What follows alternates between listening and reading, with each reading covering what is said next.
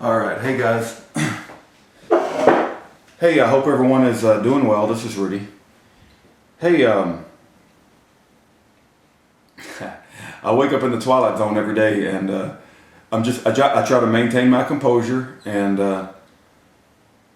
it's very high on my list. I try to do the best I can to the best of my ability every day to make myself a living sacrifice to God, and He gives us the wisdom that all of us have, all of the talents that all of us have. God comes from God, and we should make ourselves a living sacrifice. And every day we should live to the best of our ability to engage in this life while we're here, to make the world a better place and to be an example for Christ. So one of the things that I'm studying, and first of all, I want to say I love sharing with you guys on YouTube. I don't plan on going anywhere. I don't know what my future holds, right? I know YouTube is a crazy world, but there are some people that I've made connections with that it's been entirely worth it for me. And I love communicating with you guys and understanding. You guys put new thoughts in my head, and that's what it's all about. And I want to learn and grow and mature in the Lord. And I want to understand as much as I can about as many things as I can. And that's what I love so much about YouTube. And so, I'm very grateful for YouTube, although, I get flagged quite a bit. And, my channel, if it does go down, I hope it don't, because I don't think I've done anything wrong. And I would be very upset, but at the same time, if it does, I got another channel called 1776 Lone Star, and I think the majority of the reason I'm in a little bit of that happening, maybe, I hope not, right? I hate to even talk about it, because YouTube, last time I talked about it, they gave me another dang flag. It's like every time I show a little bit of weakness and talk about this issue, I get another flag, and it's always because I bring up homosexuality. And it's always about the homos. I mean, talking about homosexuality and that it's a sin and abomination to the Lord will get you flagged faster than anything on YouTube. And, I'm going to put a link in the information bar. Go click on it and watch a chubby guy in the Army. This just came out a few days ago. Watch a chubby guy in the Army with a pretend pregnant vest on, and he's wearing like pretend vest, a pretend breast, and a pretend pregnant stomach, and he's dancing around to some yoga guy, and you would think that he's in like some kind of homo class, but no, it's part of an Army training. They're trying to teach him how it feels to be pregnant, so he can empathize with his pregnant Army coworkers or military servicewomen. And my question next is, because they made homosexuality, come right out and serve in the military as a sodomite, are they going to give every man a dildo, even though he's not a homosexual, and like he's got to practice with the dildo up his butt, so he can empathize with homos? Is that what it's coming to? We're going to empathize with, we're going to train our military. What happened to the strong America that I grew up in? I can't believe that. I got to believe that the elites of the world are sitting back and laughing. They're grabbing our crotches, they're inspecting our granny's diapers, and they got our military men jumping up and down, with pretend pregnant thing on. It just, like I said, it's a twilight zone. But I did make a few videos earlier, and I'm gonna try not to get angry, try to maintain my composure, and I'm gonna try to increase my wisdom with the help of the Lord, my discernment, and I want to keep interacting with you guys, because you guys are helping me learn, and I want to continue to do that. Two additional issues, and go look at that video. After we're done, go look at that video of that Army guy jumping around with a pregnant vest on. It make you sick, make you want to throw up. I mean, seriously, I just, that's part of our military training. Yeah, I can't believe it. Anyway, I learned this in theology school, right? I'm sitting in. I'm not actually taking the class, but I'm sitting in. You got to pay a lot of money just to sit there too. It ain't cheap just to sit there. They put a thought in my head, and I want to share it with you guys. When Jesus was on the cross, remember when he said, my God, why hast thou forsaken me? And you think that's the extent of what he said?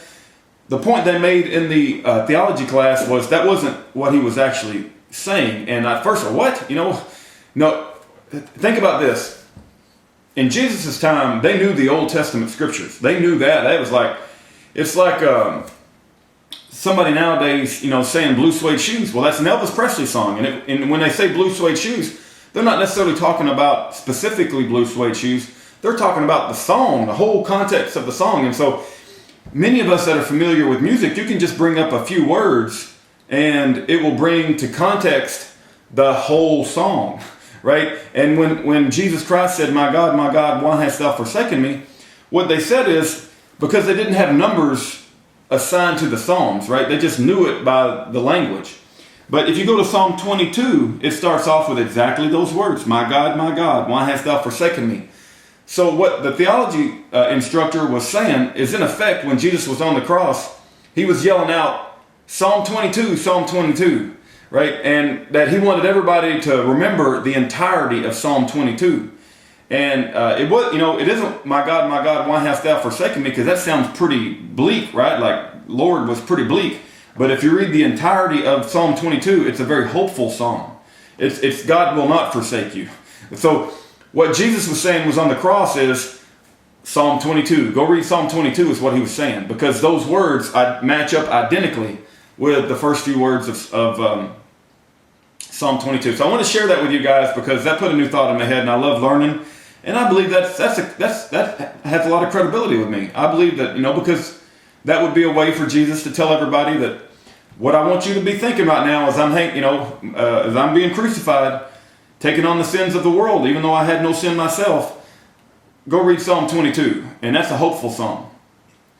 But anyway, I want to share that thought. Another thought I wanted to share with you guys is this old covenant, new covenant. What is the new covenant?